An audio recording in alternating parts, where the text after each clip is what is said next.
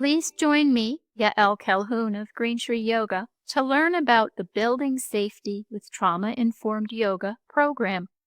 This PowerPoint includes simple science to inform and inspire you, ideas on how to make any program more trauma-informed, and opportunities to practice together. The Building Safety program has been presented nationally and at global summits. It was exciting to share this program at the 68th United Nations Civil Society Conference. This program is a part of the Green Tree Yoga approach. 3 key principles of this approach are building safety, supporting empowerment, and maintaining simplicity. The foundational works of these researchers and authors explore the science of movement, breathing, the brain's ability to change, and trauma recovery. These books have shaped the Building Safety program. A reference list has been provided. This program provides the basis for my 2 books, Building Safety with Trauma-Informed Yoga and Trauma-Informed Yoga for Pain Management. In addition, I was a contributing editor to the Yoga Service Council's book, Best Practices for Yoga with Veterans. Dr. Bessel van der Kolk writes that trauma is about losing one's way in the world. This program is designed to support someone choosing a more adaptive direction. It's important to know that trauma-informed does not mean you are informed about someone's personal trauma. To be trauma-informed is to be informed about trauma. What does that mean? It means you are informed about some effects of trauma, possible physical, emotional, and mental challenges. It means you have incorporated some strategies to make your program more trauma-informed. Perhaps you only want to teach in yoga studios or fitness centers. Consider these numbers from government agencies about the general population. About 60% of men and 50% of women experience at least one trauma in their lives, and 1/3 of all the women in the U.S. experience domestic abuse. You may have thought, and that number reflects only reported abuse. So being trauma-informed can strengthen any program. In addition, you can use the suggestions that meet the changing needs of your class. A strength of yoga is there are many styles offering different benefits to different groups at different times. Aerial, yin, hatha, power, hot, ashtanga, and goat yoga are but a few. 2 ideas come to mind. A teacher can bring a trauma-informed awareness to most styles of yoga. But some styles are more trauma-informed, as you will see. A body-based simple flow might be quite helpful to those new to yoga. Yet a restorative practice in which poses are held for long, quiet periods may prove triggering. I have met people in trauma recovery who have enjoyed the challenging yet scripted flows of hot yoga or ashtanga. So, while well-intended, it is not responsible to say, and I have heard it said, you need to do yoga. It will definitely help.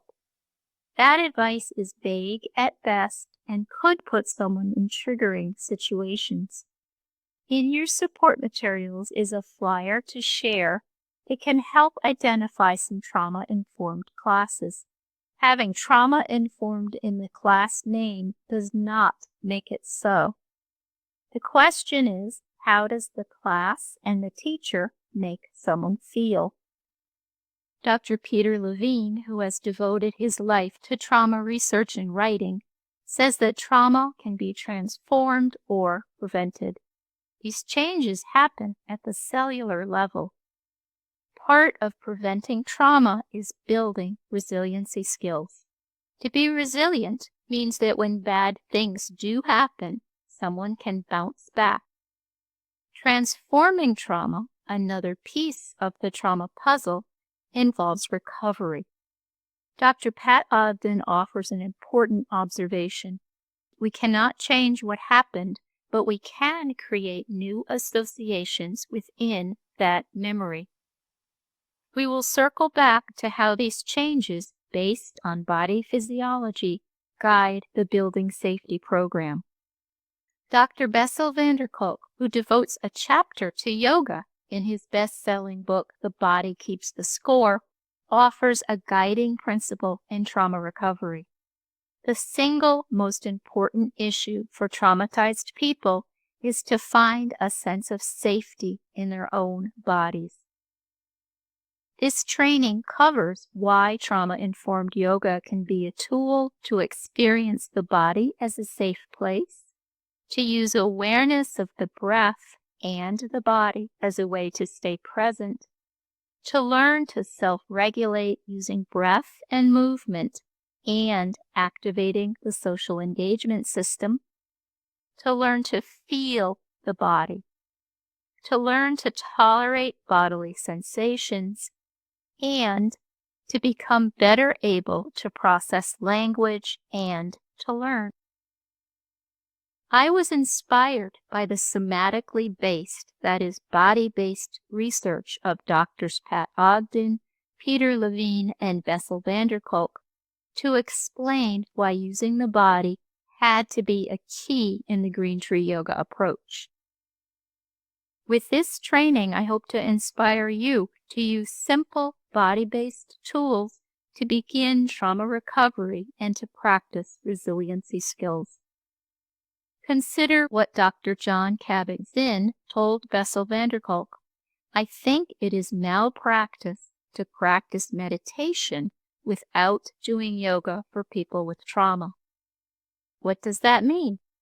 It means that if, as many experts agree, trauma is stored in the non-verbal part of the brain, a trauma recovery program needs to have a strong body-based component.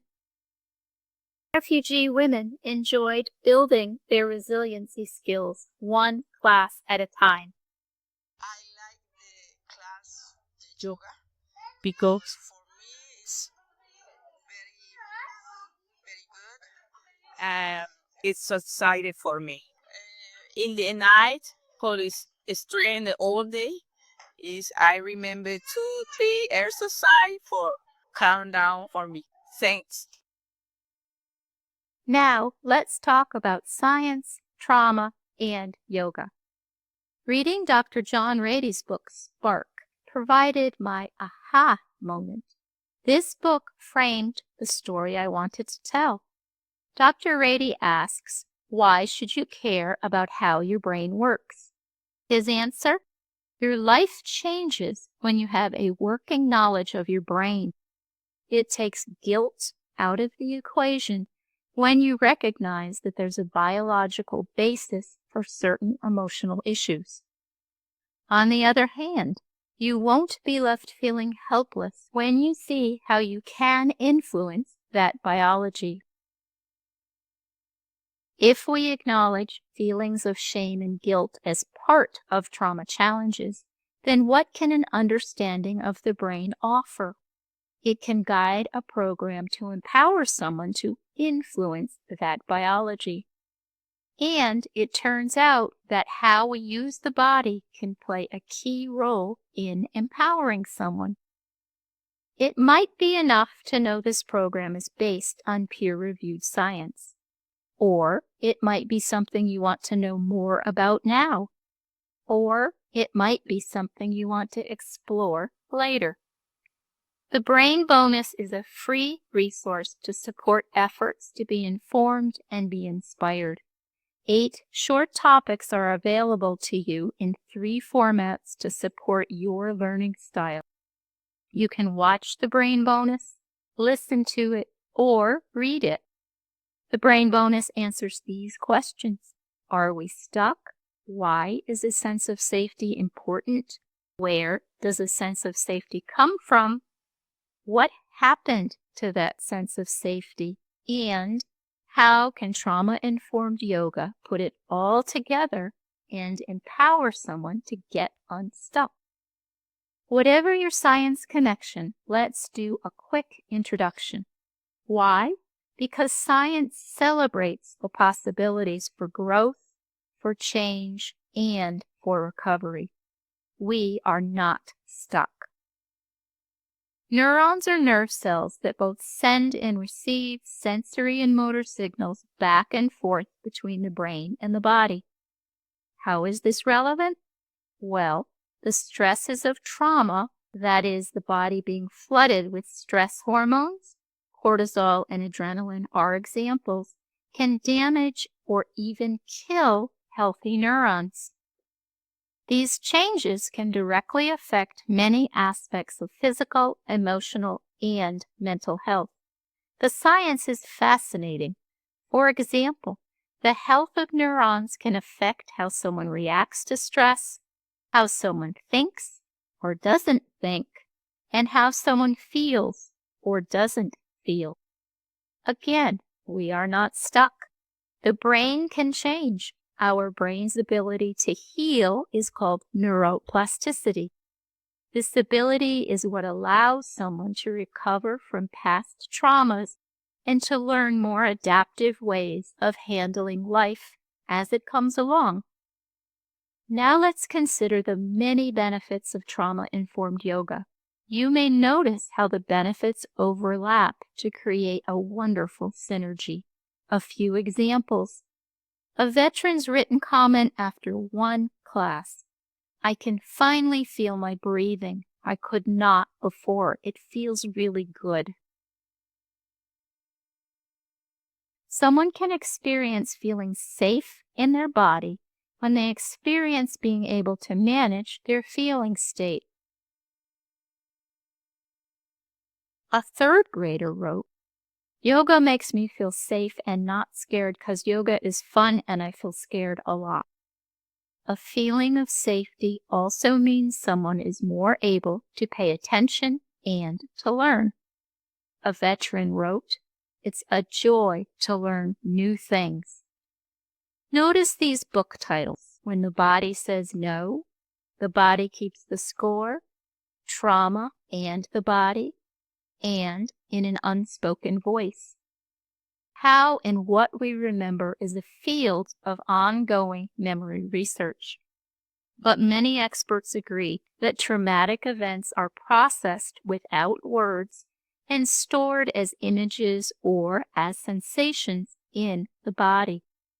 This body physiology is why talking about traumas or telling someone how to feel may not be an effective starting place. It is why Dr. Pat Ogden says, use the body as an entry point to addressing emotion and cognitions. You are not doing therapy with words as clinicians are, but what you can do as a yoga teacher is teach self-regulation and body awareness skills so someone can become more open to using language as a recovery tool. Dr. Bessel van der Kolk identifies 3 tools for limbic therapy. That is, restoring adaptive emotional responses, breath, movement, and rhythm. You may notice how breath, movement, and rhythm run throughout each part of a trauma-informed practice. There is one simple tool to build feelings of safety in the body and to self-regulate. It's free and always available. Let's talk about the breath. When someone nervously said, "Am I breathing right?" I knew I had failed. I was teaching breath work as I had been taught, so I hadn't thought about it.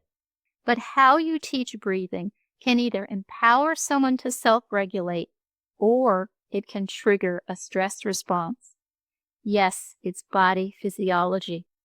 The yogis have used empirical science based on thousands of years of observation to inform their breathwork practices. Let's experience some breath science now.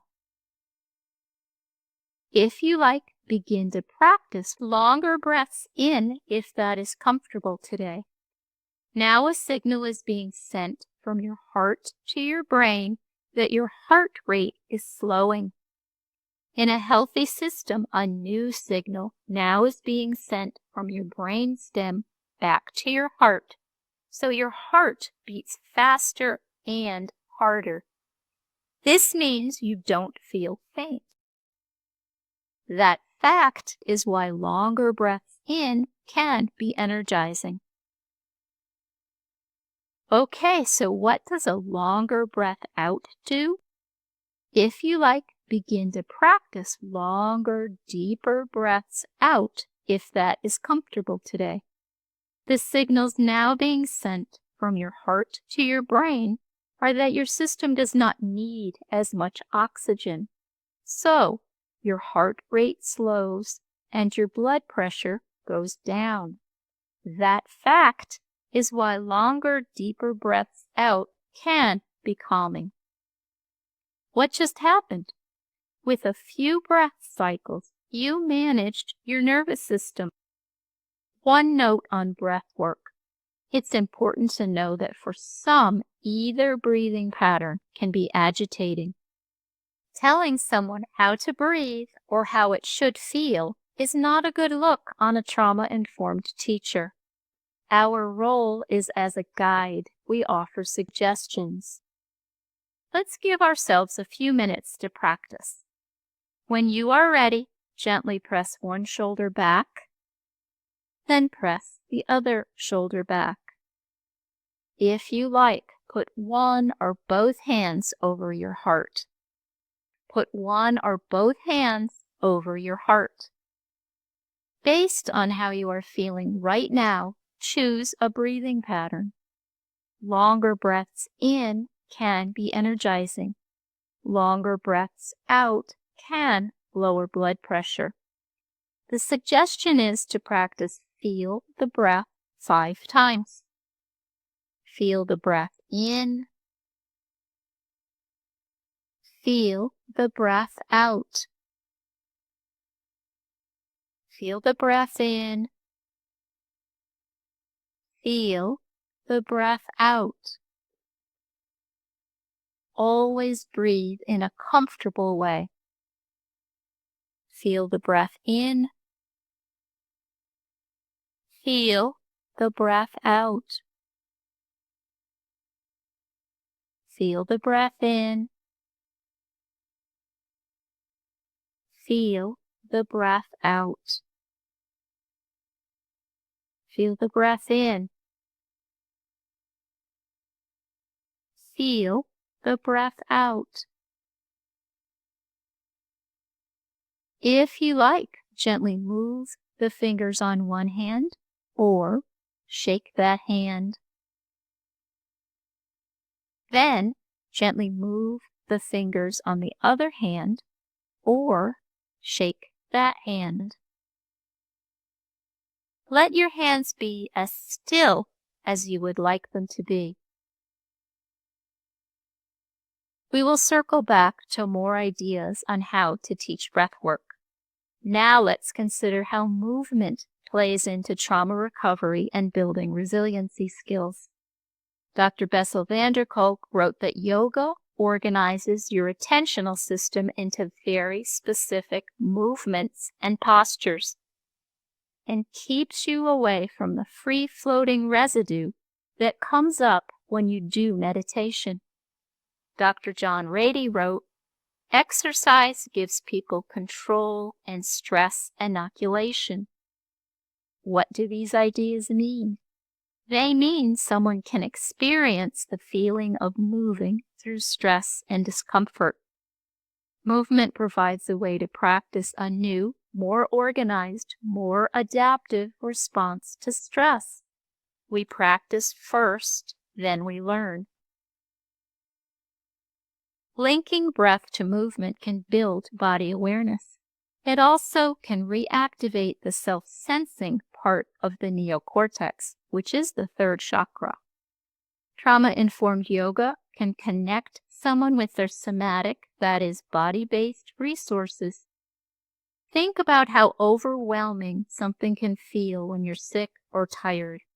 But when you are feeling better, it's a new you facing that challenge. A written comment. Awesome class. I feel I can handle anything that happens on the way home. Practicing yoga supports experiencing personal rhythms and connections with oneself and with others through movement and breath work. A refugee shared these thoughts on our yoga practice. So I noticed that it helps me a lot physically and mentally, especially for me since I'm going through a lot of stress, school, work, and kids.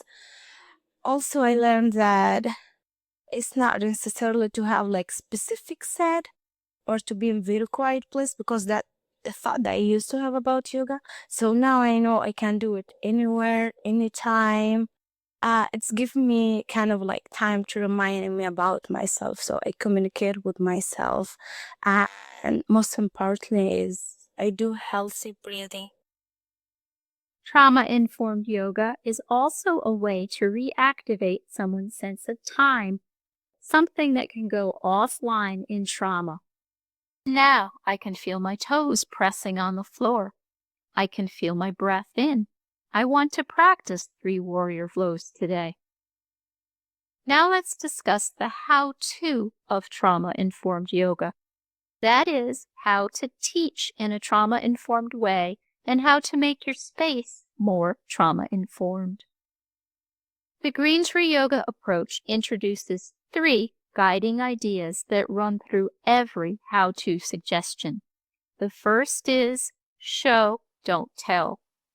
Telling someone to wrap their muscles around their bones can cause confusion. Instead, the suggestion is to use your simple and literal words to create that experience. When you notice your leg muscles working, wiggle your fingers. The second guide is trust the yoga. Quite simply, trust that a body-based yoga practice can help someone experience the benefits without the distraction of a string of verbal explanations and directives. The third Green Tree Yoga guide is stay in your lane. The suggestion is to teach yoga. Note to yoga teachers: refrain from therapy during a yoga class. It's extra words to process and distracts from a pure yoga experience. Everyone benefits as you keep your focus on teaching yoga. Let's consider 6 areas that can make any program more trauma-informed: language, the breath, teacher qualities, adjustments, the yoga space, and the practice. Let's consider all that language can add to your teaching. One aspect of language is how you sound as you say the words, which we will discuss in teacher qualities. But first, let's focus on what words you choose and consider that being offered choices supports empowerment. Dr. Judith Herman, a pioneer in trauma treatment, wrote, "The guiding principle of recovery is restoring a sense of power and control to the survivor." David Emerson offers 2 phrases I have found invaluable: if you like and when you are ready. Consider these cues. This will make you feel better, or just relax, you're safe, or you'll like this. Well, the language is directive and tells someone how they should feel. A clinician working with sex trade survivors told me they were told, just take deep breaths. You can probably think of more examples of commonly used yet potentially triggering phrases. Okay, what about this cue? If you can't stand without wobbling, put your hand on a chair. Well, someone could think, I can't and I wobble. Same pose, different words.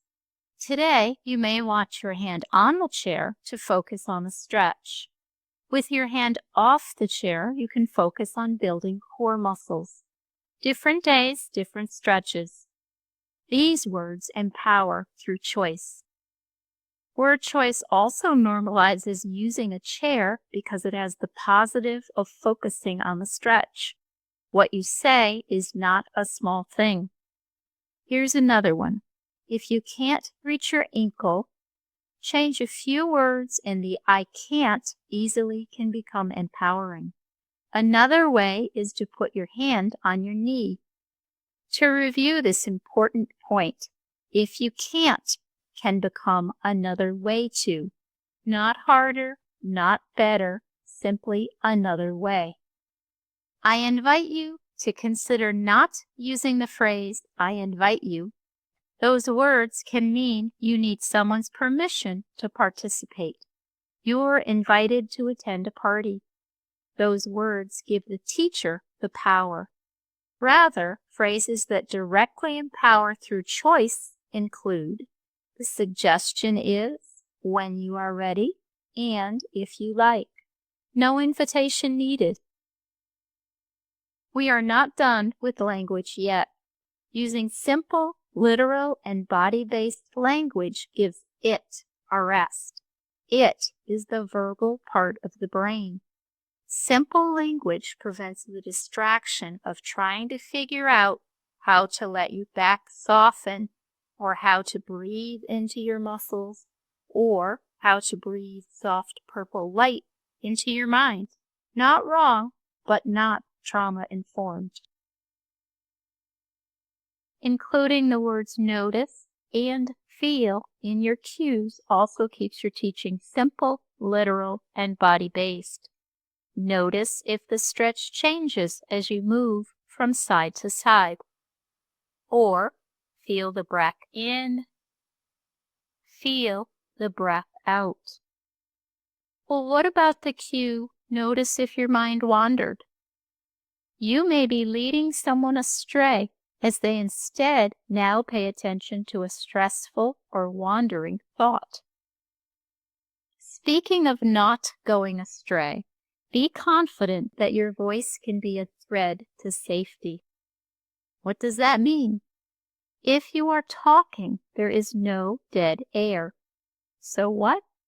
Dead air is time during which someone's mind can wander away from the safety of your body-based practice. The suggestion is to speak in simple terms only about what you are practicing, not about the new aerial yoga studio or how much this pose helps you feel better. Another suggestion is not to share all you know. One cue per pose or one breath fact is enough. In the beginning, even one fact can be too many words. Again, it can be helpful to embrace your job as a trauma-informed guide. Your job is not to explain and not to micromanage. And while it may be fun to say Pasarita Padottanasana or Urdhva Mukha Shavasana, it is more verbal information to process. And to some, it may have a cult-like sound. A trauma-informed rule of thumb, keep all things simple. If you like, let's practice 3 warrior flows. These simple words create a boundary of safety in which someone can practice widening their window of tolerance. It prevents the distraction of wondering, how long are we doing this anyway? Or, does this ever end? It also creates predictability and consistency in your teaching. Always using your words to name a breath or pose can empower someone.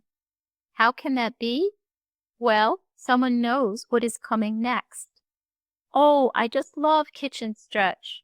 Or, I did wave breath yesterday. An excited comment I heard after the suggestion to stand by a chair.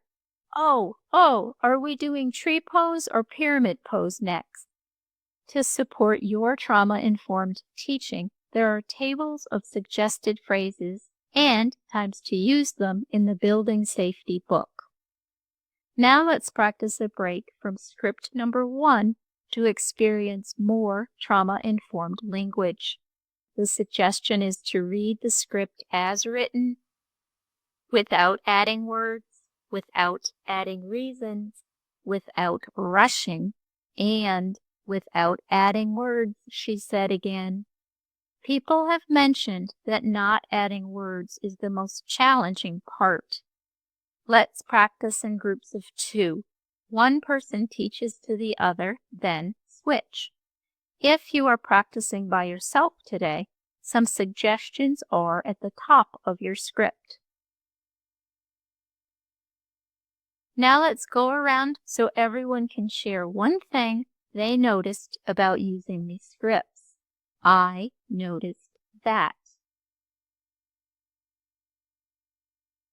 To teach breath work, if you happen to remember, or to teach breath work without giving thought to how you are teaching it, creates many missed opportunities. The Sikachar says in the heart of yoga, the breath should be your teacher. We will come back to this sage advice. Simple science that might inspire you to pay more attention to breath work is in the brain bonus. Perhaps notice the synergy among the components of the Green Tree Yoga approach to breath work, building safety, supporting empowerment, and maintaining simplicity. You can build safety by providing choices and boundaries. If you like, let's practice 3 anytime, anywhere breaths. Did you also notice the clear time boundary used to build a sense of safety? Perhaps practice this with me now. If you like, put one or both hands over your heart. Put one or both hands over your heart. What did you notice? Someone told me they didn't feel like putting hands over heart, but they knew it was a choice and felt comfortable not doing it. Maintaining simplicity is simple if your breathwork cues are simple, literal, and body-based. And using the same format for breathwork means there is less for the verbal brain to process. Someone can feel empowered. Oh, I know this. It's how we set up to breathe. And what is another message? Breathwork is worthy of setting up. Another plus is that it's easier for you to remember. We will practice this format in a minute. Breathwork begins with gently pressing the shoulders back. Then the suggested number of breaths and the name of the breaths are noted. Breathwork ends with a grounding action using the hands. Show, don't tell. Now let's pause for a few minutes to practice the breaks in script number 2. The suggestion is to read the script as written without adding words, without adding reasons, without rushing, and without adding words, she said again. People also mention that pacing is quite challenging. Keeping that in mind, let's practice in groups of 2. And again, if you are practicing by yourself today, some suggestions are at the top of your script.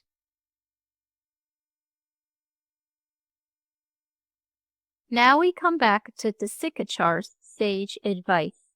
The breath should be your teacher. Let's go around so everyone can share one thing they learned from practicing this breath work. I learned that.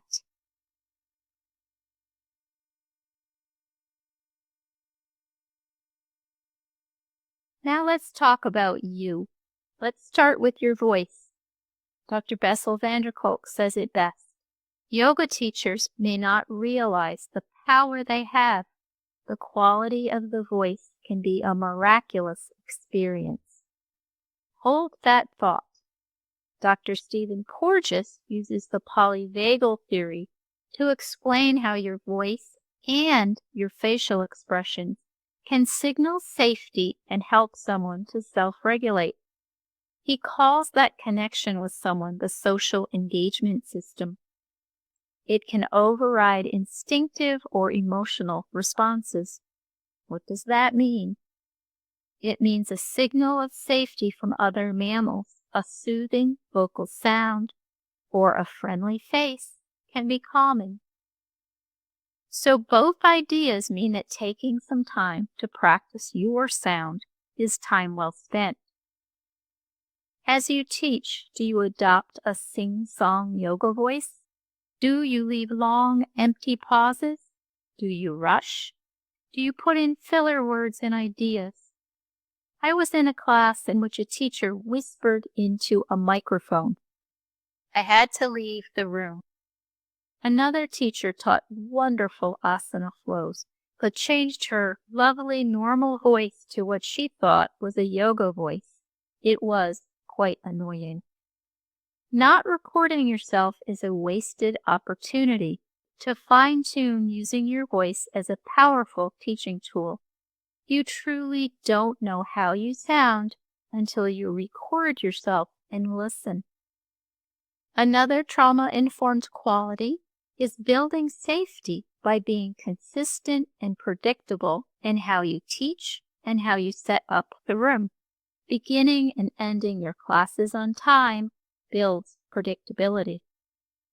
Consistently plan so you have time for each part you want to include in your practice. And stay in your space. If someone chooses to close their eyes, an empowering act, they know you won't be startling them. Another consideration is how you dress. Typical yoga studio attire may be too revealing and therefore possibly triggering. The suggestion is to give it some thought, then be consistent in what you wear. A final note, it's not about you. Have you ever experienced a teacher opening class by venting their frustrations from the day? The traffic, my ex, my schedule. That teacher could be triggering someone. Part of any yoga teacher's personal practice should be to check it at the door. It is any personal problems or other concerns. Another consideration is that while demonstrating an advanced or your favorite version of a pose may be appropriate in some classes, these classes are different. That style of teaching could be discouraging. Some suggestions on teaching poses are in the practice section. Adjustments can be a much appreciated part of some yoga classes. But as you may be noting, trauma-informed is not a typical class. What do you notice about this adjustment? Not wrong, but not trauma-informed. Why? Is the teacher in a predictable place in the room? Is the student in a vulnerable body position? If not moving from your teaching spot maintains that safe, predictable, and consistent space, how can you offer adjustments? You have two easy ways at the ready. You can offer verbal cues while you model a suggestion from your spot. One woman in a sexual trauma class reversed her arms in Warrior II, teaching to the whole group and not singling someone out for correction is trauma-informed teaching. So when I noticed her reversed arms, I cued the following to everyone. If you like, tap your front hand on your leg 3 times. She did. When you are ready, stretch one arm toward the flowers in the center of our circle and your other arm toward the back. She reversed her arms again. What should the yoga teacher do? My advice, move on with life. I will say that by week 4, she had found the suggested pose through body awareness. I did not move from my mat. I did not draw attention to her. Verbal cues and modeling the suggestions. Building safety is always first. Let's talk about the yoga space. Predictably, we start with building a sense of safety. It's important to know you do not need the perfect space. With some thought, you can make distractions or cluttered rooms actually work for you. How can that be? Workmen doing what workmen do outside our yoga room windows for 2 years gave me many opportunities to practice. A talented yoga teacher who worked with veterans in Florida shared a wonderful idea, one I didn't think of because I was so focused on the distractions. She always identifies the potential distractions at the beginning of a class. The guys are working on the prosthetics wing today, so expect some noise. The heat comes on at different times and it's noisy. Increasing stress tolerance in the safe space of your room can become part of the practice. Dr. Stephen Porges coined the term neuroception to explain the way we process signals of safety or danger without words or conscious thought. This neuroscience can explain the feelings of a sixth sense, a gut feeling, or an intuition. I asked myself how I could create a sense of safety without using words. As fits my personality, I bring a seasonal centerpiece for our circle of mats. I bake something to share. If not possible, for example, when working in a prison, there are other ideas in the Building Safety book. You can find ways that reflect your personality. Another way to create a safe, predictable, and consistent space is to arrange the mats or chairs in a circle or a semicircle so someone can see everyone else in the room. That is, no one is behind them. Another consideration is no one's back is to the door. In my veterans class, people finished setting up their spaces with folded blankets.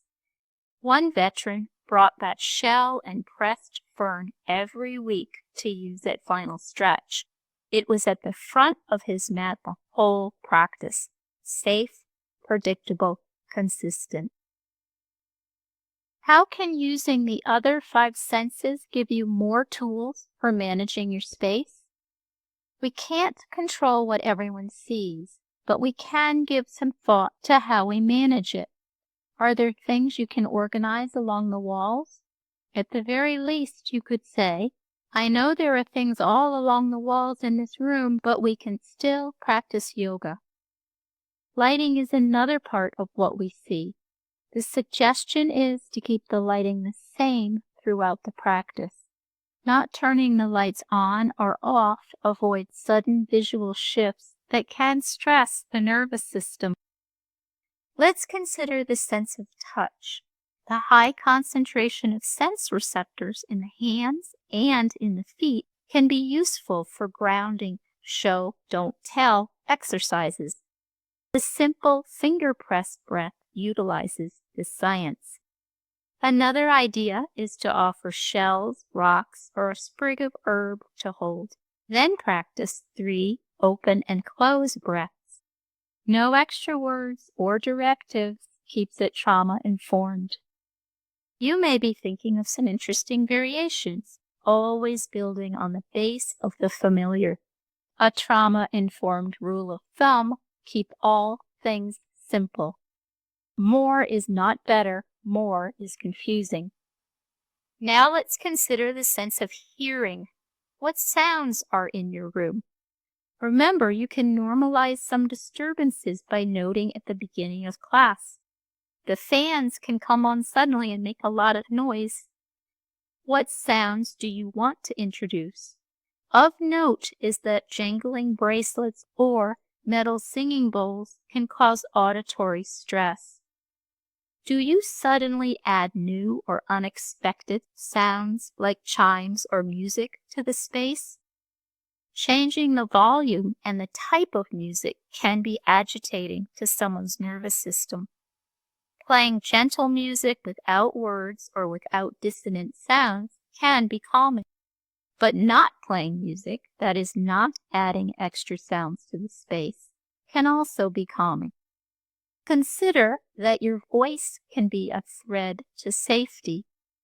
Your voice as a thread to safety? What does that mean? The quality of your voice can provide safety cues. Think about how you can tell from someone's tone of voice and pacing if they feel nervous, afraid, or safe. Not from their words, but from their tone of voice. Fewer distractions in the room could allow someone to notice their breath and their bodily sensations. The suggestion is to think about how you can use the sense of hearing as a trauma-informed tool for a group with which you are familiar, or one which is new to you. Let's take a few minutes and share some ideas on how to make common yoga cues trauma-informed. Again, to say a soft purple light softening your muscles is not wrong, but it's not simple, literal, and body-based. Let's continue with the senses, which is how we make sense of the world. Candles, essential oils, incense, and smudging sticks are commonly used. However, science tells us that the sense of smell can be the most triggering sense. Only the sense of smell goes directly to the emotional part of the brain for a response. That is, no thought required. But what about aromatherapy? I may offer a sprig of fresh herb. Rosemary is a favorite. A sprig of herb doesn't invade the personal space of others. It also offers someone an opportunity to practice making choices. Would I like a sprig of rosemary today? So why is asking someone if they'd like incense burning or a dab of essential oil not trauma-informed? Because often those in trauma recovery are pleasers, a hard-learned strategy to avoid drawing attention to themselves or to avoid more trauma. Another reason is that someone may be unaware of their sensory triggers, often stored in the nonverbal parts of the brain. Now, with these tools, we can plan a yoga practice. What makes a pose trauma-informed? What do you notice? Not wrong, but not trauma-informed. If you want someone to feel safe, always the top priority, ask yourself, where are the hips? Where is the head? Could someone feel vulnerable? Some poses with head and hip placement considerations might be done later after someone feels safer in their body and more able to regulate shifts in body sensations. At that time, choosing to do such poses can be a sign of personal growth in trauma recovery. Maintaining simplicity applies to the poses as well. For example, a sun salutation has a lot of moving parts. And where are the hips and head during the flow? You know your group. For those new to yoga, a simple flow with 2 poses can set them up for success. It can be helpful to have a clipboard page with the practice outline and some key phrases you want to include. The clipboard at the front of your mat gives 2 important messages. One is that you have a plan, building that sense of safety from being predictable and consistent. The other is that you care about what you are teaching. Part of being predictable and consistent is to have time to do the beginning, the middle, and the end of your practice. A woman shared that a teacher had added an extra 10 minutes of quiet at the end. It made her cry. A teacher saying, "Oh, we ran out of time, so no final stretch," can be unsettling. Sample practices and clipboard notes are included. Having a plan also builds a base of the familiar into your teaching. As you teach, you can demonstrate different ways of doing a pose. For some, you can offer, "And if today is a challenge day," but the suggestion is not to stay in the more challenging or your favorite version of the pose. Trauma-informed sets everyone up for success. Teaching the same poses with some variations also sets someone up for noticing personal growth. A veteran who had walked from a residential rehab facility for many classes said to me, "Did you see my tree pose? Did you see it?" He had noticed his personal growth. An important note: practice what you teach. There are several compelling reasons. Some people are more visual learners, so doing the poses as you cue them can simplify the suggestions. In addition, if you are talking and not doing anything, someone may feel you are watching them, looking for things to correct. And as you practice changes in your feeling state, may be noticed by others, an important part of the social engagement system. Lastly, practicing what you teach can help you with pacing. Many more ideas on how to create a trauma-informed practice and keep your teaching fresh are in the Building Safety book. Learning to teach in a trauma-informed way is a process. The suggestion is to set yourself up for success by choosing a few points from which to start and building your program from there. The overriding consideration is, does what I am saying and what I am doing meet my intention of teaching in a trauma-informed way? The wise words of Henry David Thoreau, begin where you are, and such as you are, can be a strong starting point.